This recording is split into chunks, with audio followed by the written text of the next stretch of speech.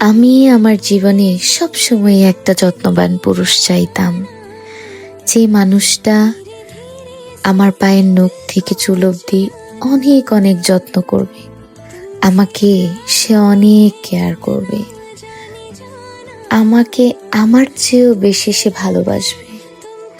বেলা শেষে যে আমাকে বলবে, পৃথিবীর সব কিছুর চেয়ে তোমার মূল্যটা আমার কাছে অনেক বেশি, আমার পৃথিবীটা তুমি বিহীন আসলেই অনেক শূন্য।